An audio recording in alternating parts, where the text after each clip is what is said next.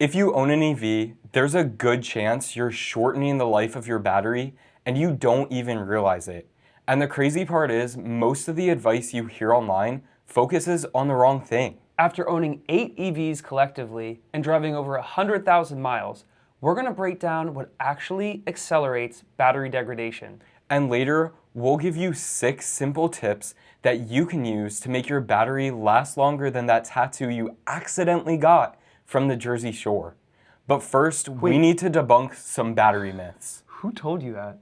Get crazy, get wild. Let's start with the advice that almost every EV owner has heard. So this would be like, don't charge to 100%, don't go below 20%, don't DC fast charge, leave your car plugged in, or don't leave your car plugged in. Yeah, none of these are inherently wrong, but to see the bigger picture, we need to first understand what battery degradation actually is. Break it down for us in layman's terms. To put it simply, battery degradation is just your battery pack losing its capacity over time.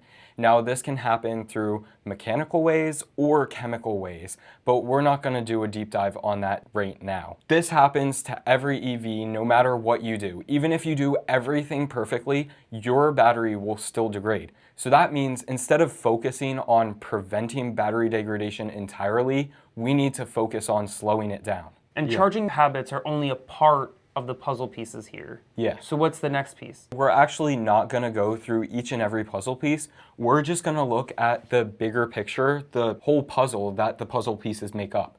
And that's battery stress. So when you say battery stress, is this like, in human terms, would this be like you had a long day at work and then you come home and you're drained like a battery and you're stressed out? Yeah, basically. Battery stress is things you do that will accelerate your EV's battery degradation. Remember what I said before, your battery naturally degrades over time, and these stressors just degrade it quicker. There's nothing we can do to some extent to prevent it, but these things will accelerate it. Yeah. So we have to focus on getting your battery less stressed out, to put it simply. Zooming back into the puzzle pieces, the biggest stressor on your battery isn't charging habits, it's actually heat. Now, heat is one of the biggest stressors on your battery because it actually speeds up those unwanted chemical reactions that cause battery degradation. And it gets even worse when you stack them together with other things like DC fast charging or sitting at a high state of charge. We like to call that stress stacking. In my analogy of coming home from work, this would look like, okay, I already came home from work, I'm drained, it's been a long day, now I have to make dinner. I have 2 or 3 kids running around screaming on the floor as I'm trying to make dinner, the pot behind me is boiling over with water, and the dog is going to the bathroom on the carpet. Yeah, that would be like the worst case scenario in human terms, and we actually have a worst case scenario in battery terms that we're going to get into. But starting easy, a low stress activity for your car would be home charging or DC fast charging when it's 60 degrees out, or just driving your car when it's 60 degrees out. That's low stress.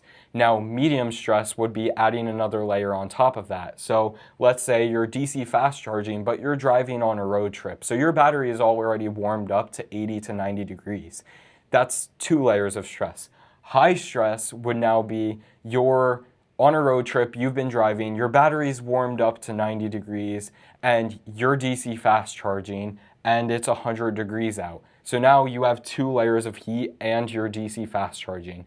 And then max stress, which is the analogy that you gave us, would be you're driving on a road trip, your battery's already heated up. You plug into a DC fast charger. That DC fast charger happens to be sitting in the sun, and it's 105 degrees out. Now, you also need to charge to 100% to get to your next charger. So now you're charging to a high state of charge.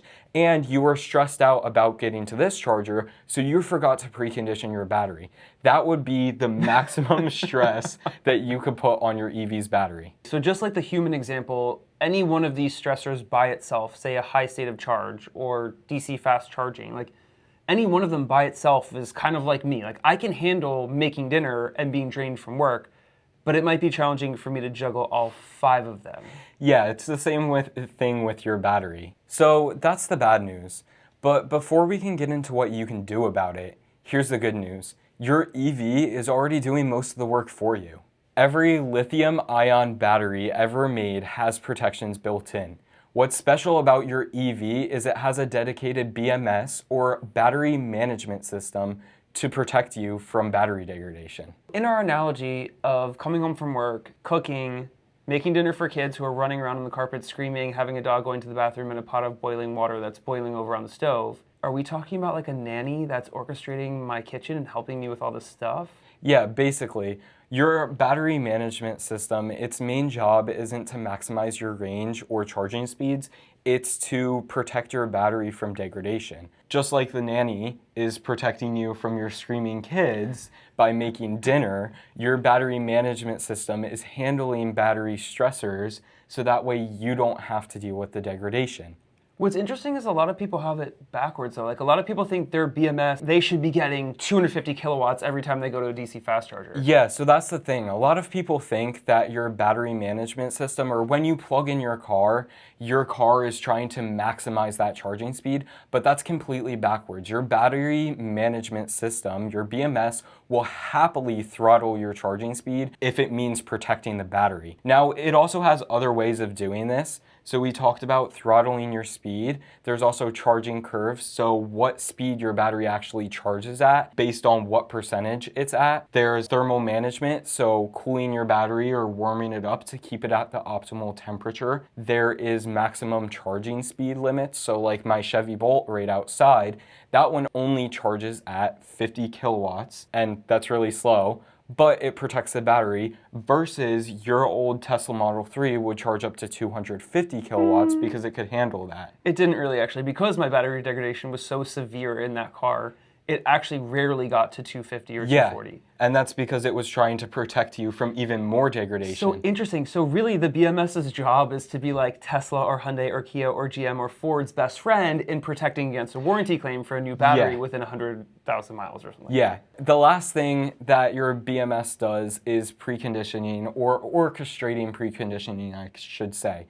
So that's heating up or cooling your battery when it comes to fast charging. It'll heat it up or cool it down to the optimal temperature to provide the best speeds for you while also keeping the battery healthy. Now, preconditioning is a little different than regular thermal management. Preconditioning will heat or cool your battery to the optimal temperature for fast charging. Fast charging creates a little heat as a waste product of charging. Because of that, preconditioning will actually lower the temperature of the battery below what's optimal for operating temperature. That way, to prepare for fast charging, because it knows fast charging is going to heat the battery back up. So now we're getting into user input. So that sounds like something that the car's not going to know if it's going to DC fast charge without some kind of user input, right? Yeah, so at the beginning of the video, we promised you guys 6 simple tips that you can use to keep your battery alive for longer. Tip number 1 is avoid unnecessary heat. And what I mean by that is, if you can help it, park your car in the shade rather than the sun, or park your car in the garage rather than in your driveway. Or if you have a Tesla, turn on cabin overheat protection, because it'll cool the cabin, which is on top of the battery, therefore cooling the battery a little bit. Yeah, so well, it actually makes a huge difference. I've seen 140, 150 degrees in my Model 3 when it sat out in the sun at my apartment. But that brings us to the next one, which is charging to 100%. So now this one, based on what you've said, it's not a big deal to charge to 100% if I need it or every now and then. The big difference is leaving it at 100% for days and weeks. Yes. So charging to 100% is fine, especially if you need the range for a road trip. It's just letting it sit there. And this is especially for LFP batteries, or lithium iron phosphate. A big fallacy I actually see online is people tell you to charge to 100% and leave it there all the time for LFP batteries. And they tell you that because LFP batteries, the certain chemistry, the battery management system actually needs you to charge to 100% occasionally to calibrate it. But the fallacy is that LFP batteries actually don't like going to 100% or to a low state of charge more than batteries like NMC or NCA. That's the part that's crazy to me, because there's a lot of advice around this. Now, this would impact people that have some years of 2022 Model 3 rear-wheel drive, definitely 2023 rear-wheel drive, and the new Chevy Bolt. And there's a bunch of other ones that I'm forgetting, but These cars, the advice is always charge to 100%, and you're saying don't charge. You're going to need to charge to 100% occasionally so that the BMS can recalculate the cell voltages and have your actual range, but try not to do it all the time if you don't need to. Yeah. So that seems like it would lead us perfectly into tip number 3. Yeah, which is don't leave your car sitting at below 20%. Now, again, it's fine for your car to go below 20%. You can use your battery, especially if you need the extra range on a road trip. It's sitting there, that's the problem. Just like leaving it sit at a high state of charge, batteries get more stressed the further that it is on the end of the charging scale. So whether that be 0 or 100%.